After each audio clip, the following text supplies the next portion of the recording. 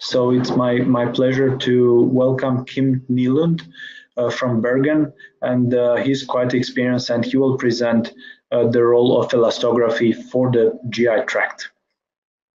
So please, Kim. Yeah, thank you for the invitation. I'm going to talk about the shortest subject, I think, elastography on the GI tract. Here's a brief summary of the talk. I'm going to sum up a little bit about the preclinical documentation and then the clinical documentation. And my main focus will be on separating fibrotic from inflammatory stenosis in Crohn's disease. And since I am not experienced in doing endoscopic ultrasound, I will not include that. And also I will not include the strain rate imaging method, which some of you may have heard of. In this image, you can see, let's see, I lost the image. The difference in the two methods, summed up quite briefly, you have one shear wave image of the terminal ileum on my own machine, which is quite confusing, but you get quantitative measurements, and then you have a nice image with strain on an operation specimens, where you have a very good distinction between the soft inflamed bowel here and the fibrotic stenosis on the right hand side, shown by blue. So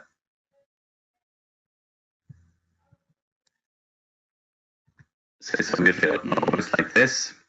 The first study I want to mention is although it's one of the early ones, it's still quite fresh. It's from 2011, and it's made on a rat model. So we were starting very basic here, where they give TNBS rectally, single in one group, several injections rectal in another group to cause fibrosis, and finally a control group. And you can see very clearly there's a difference in the strain values between the patients with the rats with stenotic bowel compared to the normal bowel. And also here you see a good difference between them.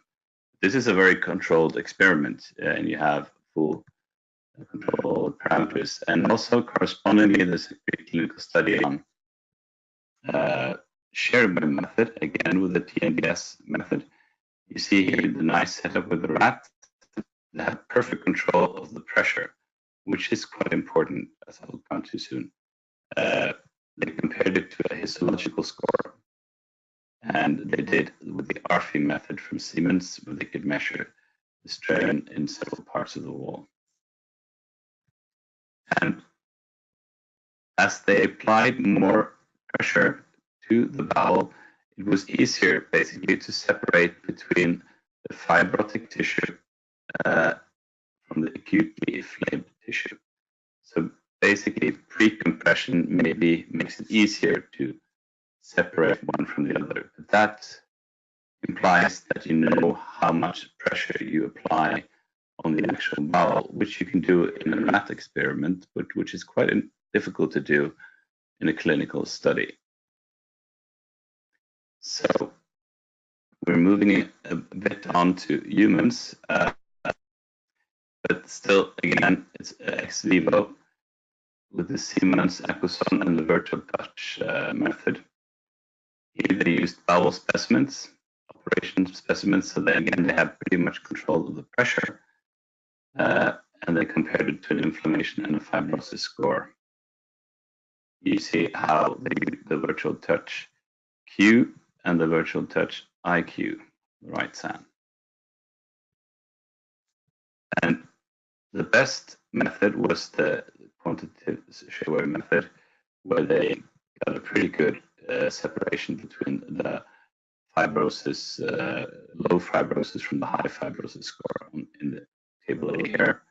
And you can also see the same data here as box plots. And on the right and left axis, you see the meter per second values they measured. So theoretically, we could separate inflammation and fibrosis. Then to the clinical studies. So they're quite recent. So the previous guidelines on bowel did not contain any of these studies because there hadn't been many yet. They came out in 2012. Here you can see that there are 23 patients that were operated and 20 patients that had after disease used as controls, and they used the Philips machine and the strain method on it to compare. And they used also the value strain ratio. And Preclinical chose to measure inside the bowel wall, as you can see ROI 2 here, comparing it to the strain in the mesentery. And she also looked at patterns, but I want to come into that. But basically, she found a very good correlation in the percent of fibrosis, as seen in the histological specimens. This is the operation group with the strain ratio, a very good linear correlation there. But she also could separate between severe fibrosis and inflammatory Crohn's disease, but not between patients with mild to moderate fibrosis and patients with inflammatory Crohn's disease. Sarah used the same machine, and again in a quite small group again, and also strain ratio, but she measured the strain ratio, comparing it to the softest spot in the image, as I'll show you in a minute, down here. So she measured inside the wall, and then she looked for the softest area and used that as a reference, which in theory should give you a larger variation in values. She also compared those to histology from surgical specimens, but here she found no correlation between the fibrosis score and the strain ratio. So completely opposite results then. And then we're moving on to clinical studies in ShareWave. I've been waiting for ShareWave to be used in clinical studies for a long time because I thought that would be easier than strain. But you see, it took quite a long time before we got those came out. This one is from 2017, but it's quite a big study.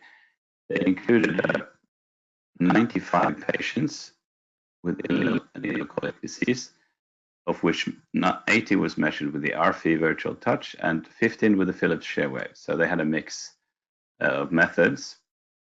And of these patients, 3 were operated. So they compared the ones who received surgery with the ones who didn't. And they found a higher, it was a more stiff the wall in those receiving surgery. You see the higher values of the strain rate. Oh no, the ShareWave. But again, there was no correlation between the values of measuring with ShareWave elastography and the fibrosis score.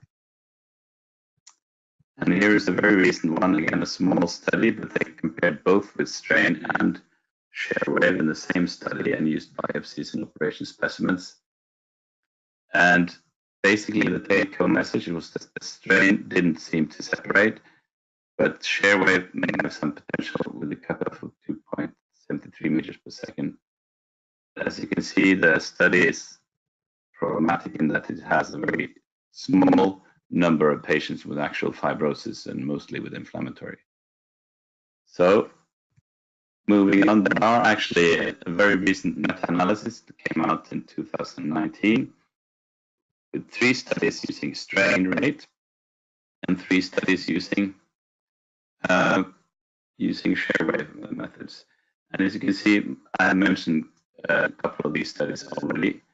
But what they did find was a slight positive use. They could maybe separate fibrosis and inflammation. But the conclusion in the meta-analysis was that there was a great heterogeneity between the different studies and endpoints, and definitely it should be studied more. So in summary, both strain elastography and ShareWave elastography have shown promising results in animals models and in ex vivo. The evidence of potential clinical usefulness is conflating both the strain methods and ShareWave methods, and the standardization of exposition, I think, is needed for comparative studies. Thank you. Thank you very much, Kim. So let me just check if there are questions.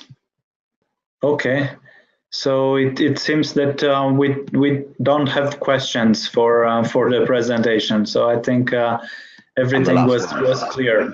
So thank you very much. Okay. One more time. Okay, so I think this concludes this webinar, and I think we CME questions. So thank you very much one more time to Kim Nylund and also to Horia Stefanescu and Christian Jenser. So now you see all the panelists. And I think in order to get your CME credits, then you need to answer the CME questions, I think, which are provided by the organizers. So thank you very much one more time. And you can now see the link for the quiz on the. So you just need to click on the link and then go to the quiz and answer the question. But I want to thank one more time the panelists, and I think we can end this webinar, which will be recorded, and it will be available quite soon online on the EFSAM, the European Federation of Societies for Ultrasound in Medicine and Biology website. So thank you very much for your kind attention, and have a nice evening to everybody. Good evening. Bye-bye. Bye-bye. Thank you.